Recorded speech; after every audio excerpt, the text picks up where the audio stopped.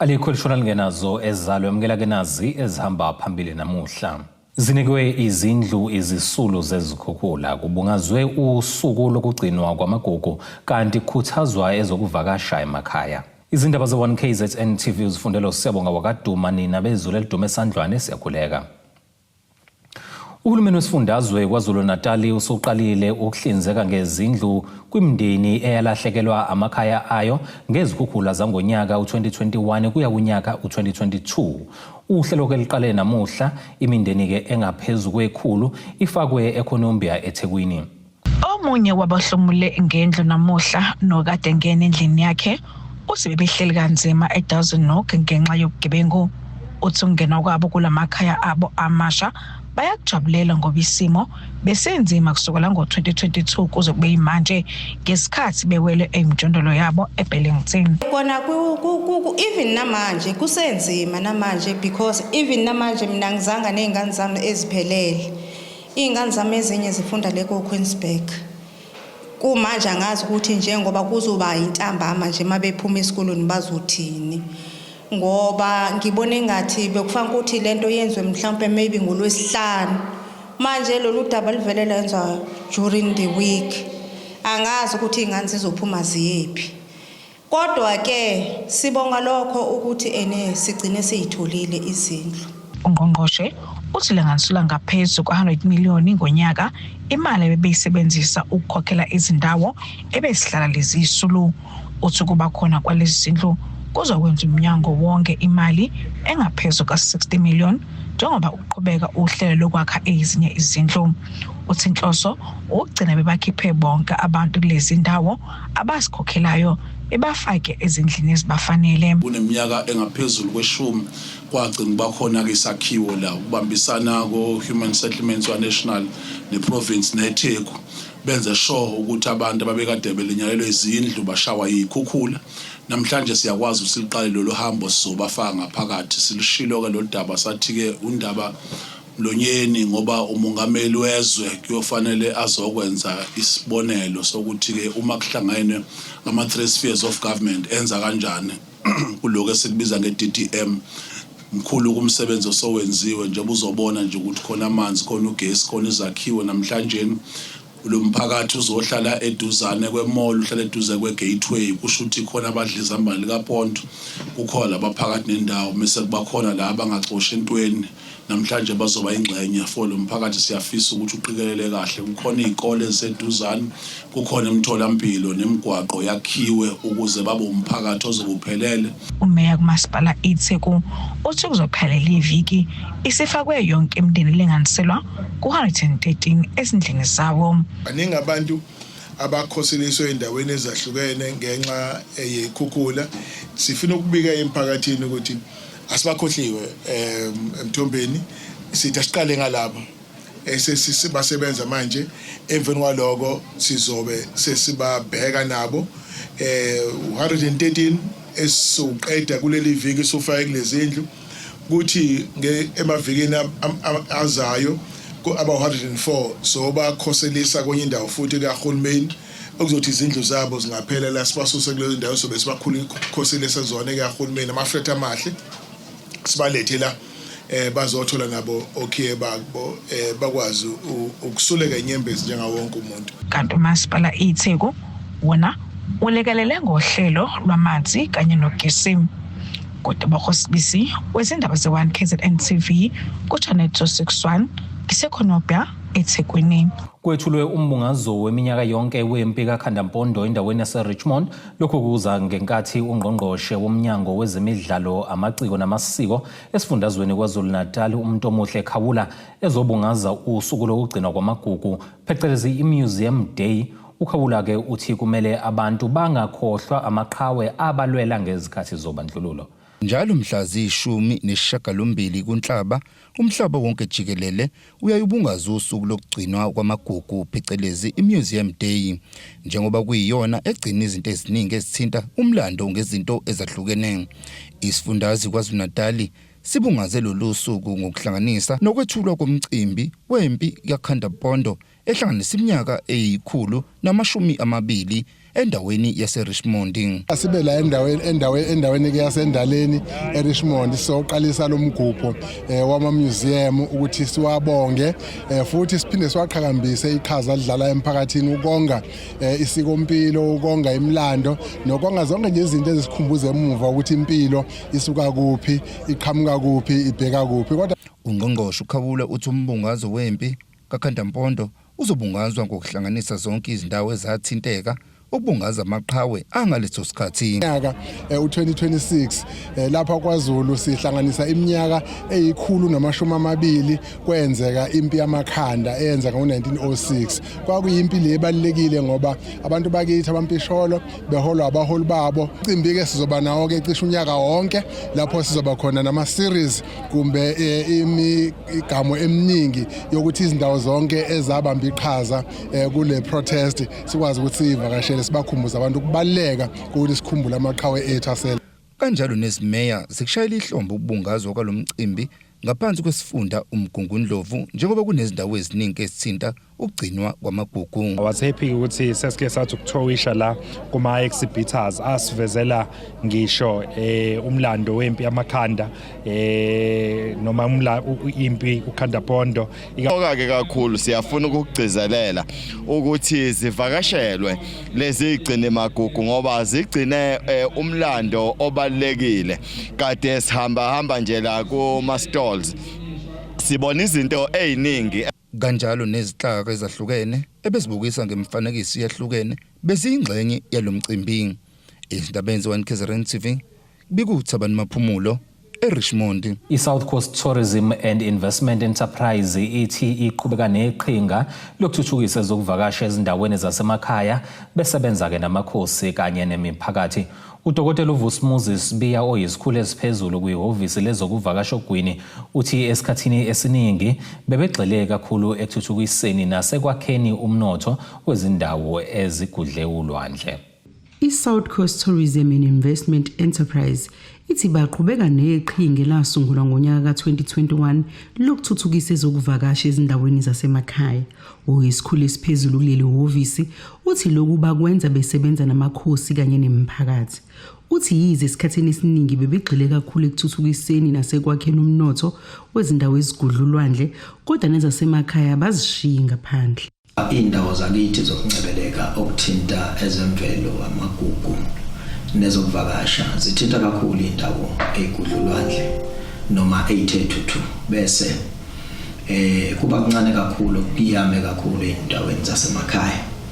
Si la khona ke sithi si embrace the so called Invest Rural Master Plan which was adopted in the year 2021. Usomqulukelo okuwona osilawulayo noma usikhombisa indlela ukuthi indawo zakithi ezemakhaya sithuthukisa kanjani ubuholi bomdabu namakhosi akhona akhele isifunda sogu neKwaZulu Natal baba ingxenye kanjani kuyi-development esithi sizama ukuyisebenza ngenhloso yoku-addressa the socio-economic issues. Ube sibala izindawo zasemakhaya ezingaphansi kwesifunda ezithuthukile kwezokuvakasha nokukhulisa umnotho. Umuntu uyafisa ukuveza ukuthi endaweni zasemakhaya la khona amakhosi development siyibonile kwaXolo Caves sedlule siye endaweni engaphansi kwerenki onyeni yaziwa ukuthi kwanzimabwe nakhona futhi those are experiences indawo ekhangisayo ezokuvakasha nokuncebeleka imigudu esiyaziyo the trails akuleya ndawo nakhona kuhlomula abahlali ngoba abahlali bendawo aba-operator khona senyuke siye kwaNdwalana nakhona futhi indawo eyaziwa ukuthi isemakhaya ingaphansi kobuholi bomkhosi bakwaNdwalana nakhona futhi indawo zokuncebeleka kuma-travelers. Senyuke siye eMzumbe sinendawo siyazi ngokuthi ingeyamagugu Intelezimsane Heritage Center ndakhona futhi ila khona esikwazi khona ukuthi ayibuyele emasisweni sikuthola umlando wakithi othinta isivivane senkosi uShaka. Uthi basungula umzila wokuqhakambisa zonke lezi ndawo. Ine strategic esethu noma isu lo mzila esiqeda ukuqamba esibiza ngokuthi i-Great Drive Out kunomunye okwaziwa kakhulu umhlaba wonke owaziwa ngokuthi Southern Explorer i-Great Drive Out umzila lo oncike kakhulu ekuthenini siqhakambise futhi sikhangise zonke lezi ndawo ezithinta ezemvelo ezokuvakasha ezasemakhaya kuphinde kube futhi ezamagugu. Lumbiko benwethulela uZamando Sicele wezindaba ze1 KZN TV ngiseSayid. Bazosebenzisa ukwenza amabhizinisi afana nenxanxathela yezitolo, izindawo zokuhlala, amahhotela nokunye abe izwe labantu Dube Communal Property Association kwaDukuza. Lokhu ke kuvele ngesikhathi laba ababuyiselwe umhlaba bebungaza izinsiza ezifana nogandaganda, amaloli nokunye abakuthenge ngenhloso ke yokuqhuba lamabhizinisi. Badalule izinhlelo ngomhlaba ababuyiselwa wona abe izwe labantu Dube Communal Property Association njengoba ke bethi bafuna ukuzuza ngawo. Sizoqala i-development yethu masiqala i-development omhlaba uphume waba yigaba ezintathu.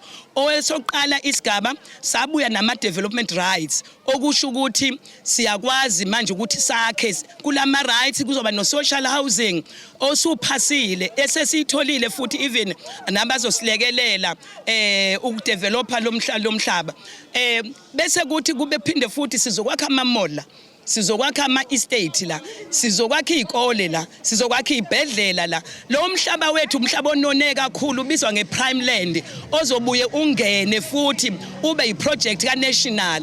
Ngani ngoba bafuna ukusuka ukuxhumanisa, mabexhumanisa iland from Ballito kuze kuyofika kwi-Richards Bay, thina-ke siphakathi nendawo. So izwe lethu linonile lo mhlaba ngoba useduze kolwandle. Abangamalungu alenhlangano babuthane kule ndawo njengoba bekwethula ngokusemthethweni izinsiza ezithengiwe.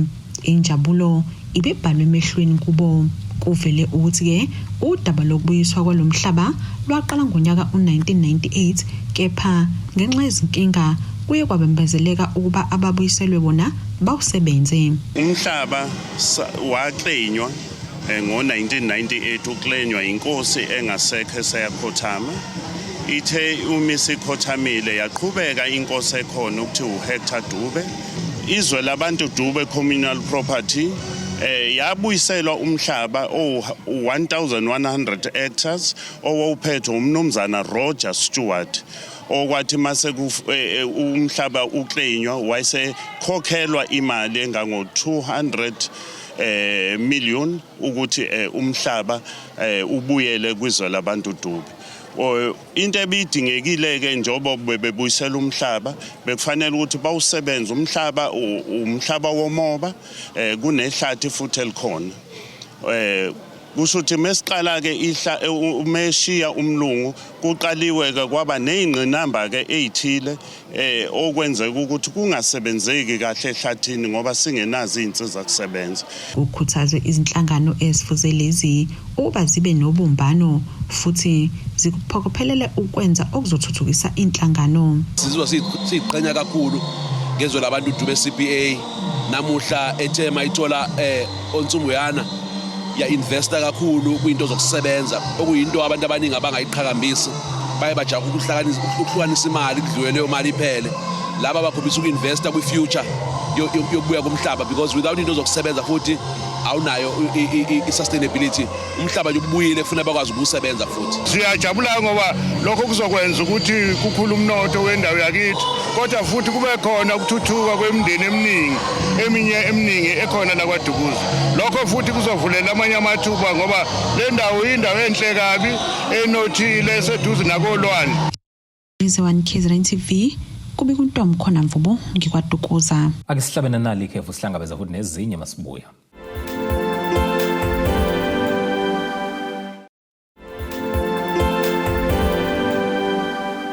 Ake sivele sikubingelele sikwamukele mekuthi usanda kubukela izindaba zethu yamukela ke nazi izihloko ezihamba phambili namhlanje.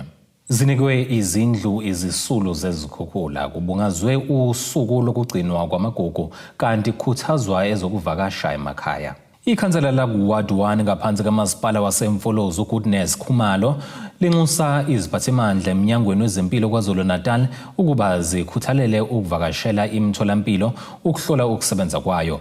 Ukhumalo usho kanjena kulandela ukungename kwakhe ngendlela yokusebenza komtholampilo wakwaSokhulu athi-ke awuhlinzeki ngokwanele umphakathi ngosizo lwezempilo. Ukungasebenzi ngendlela komtholampilo kaSokhulu ukuhlinzeka ngosizo lwezempilo sekulethe okukhulu ukukhathazeka emphakathini wakule ndawo. Kulo mtholampilo kugxeka ukuthi uyavalwa kanti nabahlengazi bakhona bagodla imithi yokwelapha. Ubolo umphakathi uthi sebhalele kumnyango wezempilo KwaZulu-Natal ukuba ke bungenelele. Balile ngabhalela iofisi lika MSA uNomagugu ngokukhathazeka kokungasebenzi kahle kweclinic ngezimo ke eziningi ama cases asenzekile phambi kwami ngibuka abantu beshona abanye kuzokuba ukuthi ngempela bathola usizo ngenxa yokuthi sengize ngangenelela mina ukuthi bekwazi ukuthola usizo. So asemaningi kama cases ukuthi abantu bayashona kule clinic abantu futhi abalithola usizo ngokuthi yashesha ukuvalwa uthola ukuthi futhi umuntu uyeze clinic ngedate yakhe mhlambe efuneke ezothatha medication yakhe or any other usiza abekade elifona uthola ukuthi enomuntu akalitholi ifile lakhe kuthi wabuya ngolunye usuku uyacabanga ke le clinic yona yodwa khona la kwaSokhulu kube ukuthi baningi abantu abashonayo bengalitholi usizo lwezempilo kulomtholampilo kanti abanye bayithola imishanguzo nomithi kuphinde kugxekwe abaphathi bayo lomtholampilo ngokuba budedengu. Ukuhlungu ukuthi abantu bayashona ukuthi ena kufuneka kuze kube isimo esikanjani kuze bebone ukubaluleka ukuthi eclinic nayo operate ukuze abantu abaseduzana bekwazi ukusizakala. Amalungu omphakathi athi alukho usizo lwezempilo alitholayo kulomtholampilo.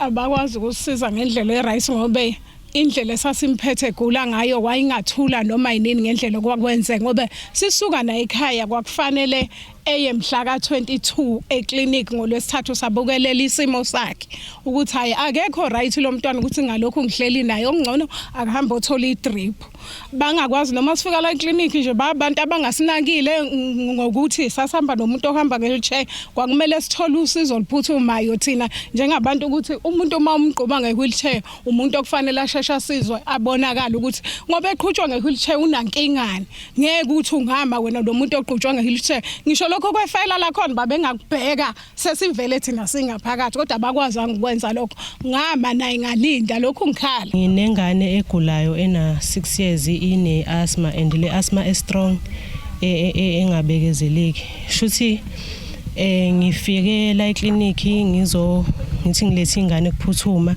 ingane mangifika la kwaku past 3 mase ngifika la egatini bangitshela ukuthi sebevalile ngo past 3 lapha ingane engakhona ngisho ukuphefumula ngoba yesilokhu ithi nje umoya ungasaphumi kahle.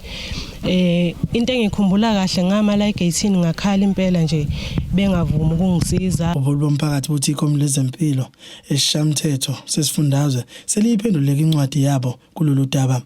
Ezindabeni ze1 KZN TV kubinkosi enhle Mthembu kwaSokhulu. Lowo ke ongumphathi kwinhlangano emele abahlali basemapulazini iAssociation for Rural Advancement iAfra ngamafuphi uSiyabonga Sithole uthi ke ukwethulwa kwekomiti elizobhekana nezinkinga ezithinta abahlali kuzosiza kakhulu ke ukuxazulula izinkinga zabo ababhekana nazo emapulazini. Ekhuluma ke nethimba lezindaba uSithole ngekathi ke kwethulwa leli komiti ekhule eMshwathi uveza ukuthi abahlali basemapulazini basasalele ke emumva ngokulethelwa izidingo nqangi. Bebephume ngomningi babo abahlali basemapulazini endaweni yaseMshwathi ekhulu ngenkathi kuzokwethulwa ikomiti elizobhekana ngqo nezinkinga esibhekene nalabantu. Inhlangano emele abahlali basemapulazini iAfra ithi leli komiti kulindele ukuthi libhekane ngqo nezinkinga liphinde lixazulule izinkinga zabahlali basemapulazini. Balazo usube mude kakhulu iminyaka silwela ukuthi abantu abahlala emapulazini babe nenkundla la bazokwazi ukuthula inkinga zabo uhulumeni abeduze nabantu.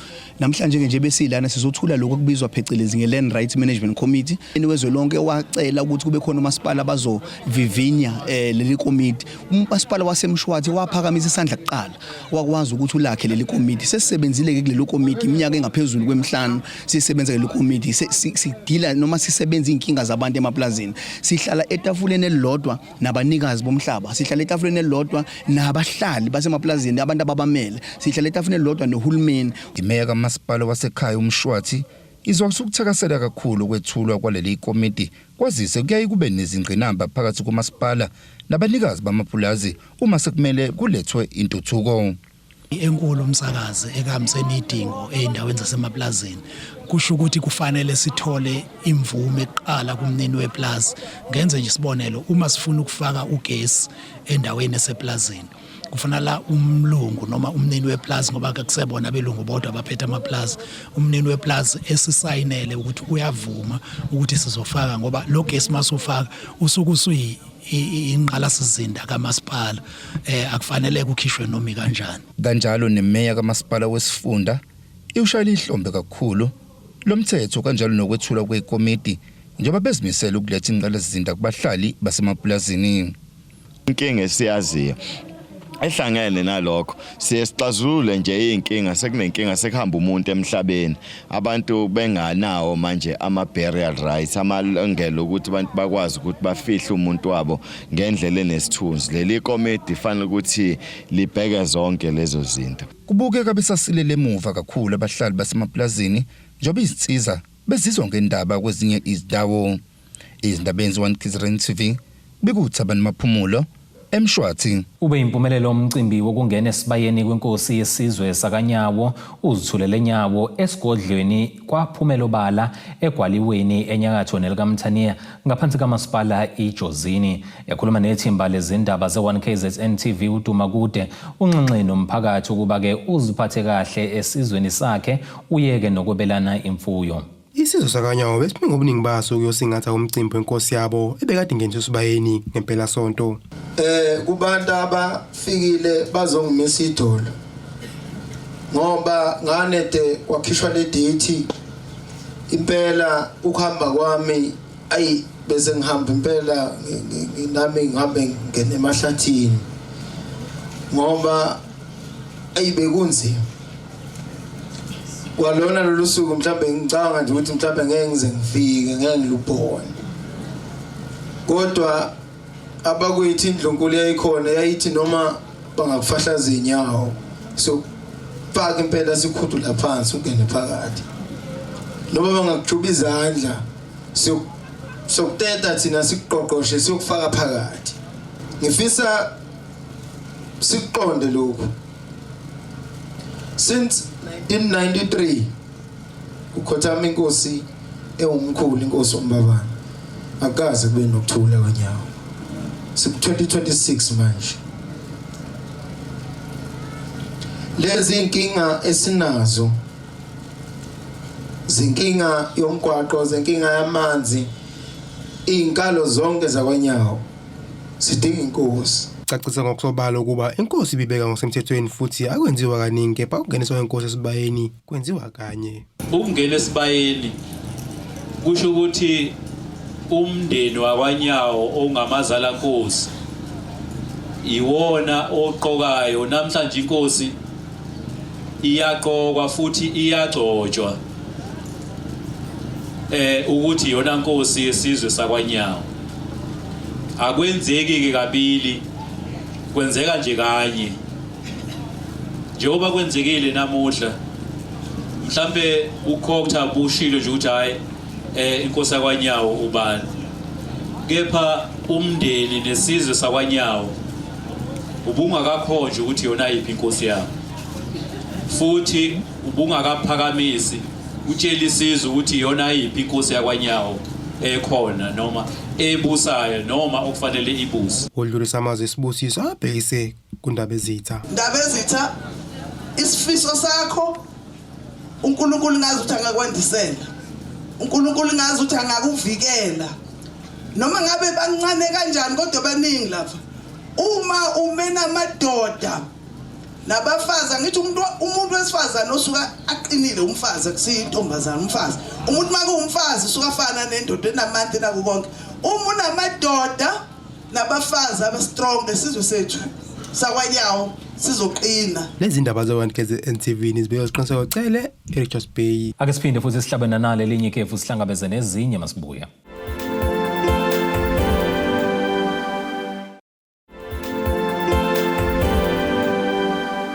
Siyakubingelela sokwamukela ukuthi usanda kubukela izindaba zethu. Uyamukela ke nazo izihloko esifolo sangazo namhlanje. Zinikwe izindlu izisulu zezikhukhula kubungazwe usuku lokugcinwa kwamagugu kanti kukhuthazwa ezokuvakasha emakhaya. Kuleli qophelo singena sijule engosini yezomnotho. Irandi lakuleli liyu 16 rand 71 cent maliqhathaniswa nedola lasemelika libe 22 rand 30 cents maliqhathaniswa nopondo seBrithani liphinde libe 19 rand 44 cent maliqhathaniswa neeuro lase-Europe. Igolide ke lona lingo $4,536 30 cents i-ounce kuthi ke uwelo ongahluziwe ube $109.26 umphongolo. Ake sikubhekele ngosini yezemidlalo. Umqeqeshi we-Orlando Pirates Abdesalam Owadu uyikhombe eMbombela Stadium imbhiyozo kulandela ukubanjwa kwezakhe iDurban City emidlalweni obekufanele beunqobe ukuze bezoqukula isicoco seBetway Premiership phambi kwezinkumbi zabalandeli e-Orlando Amstel Arena eSoweto ngomgqibelo ntambama. iPirates iphume nephuzu emidlalweni ophele ngo-0-0 obekubhekwe ukuthi ke izoqoqa kuwona amathathu ilingane neMamelodi Sundowns esesicongweni seloke ye-Premiership ngamaphuzu ke awu-68.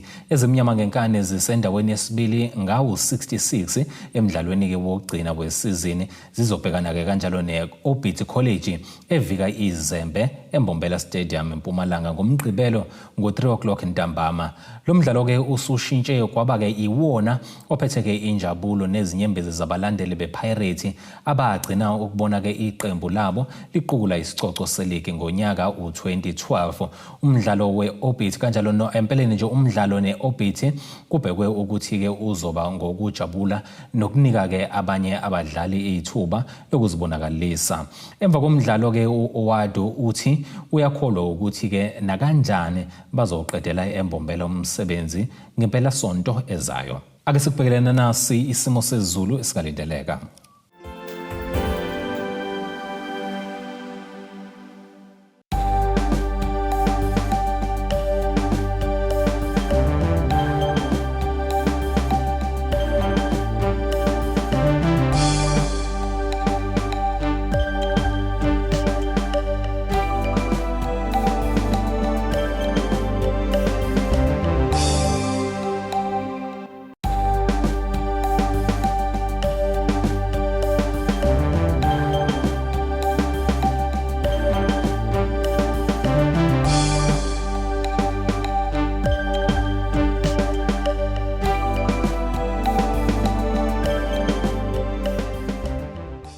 Zulumnyama indlela zimhlophe ziyaguqa bese siphethe namhlanje sihlangabeza noma kanjani futhi kusasa ngesikhathi esifanayo.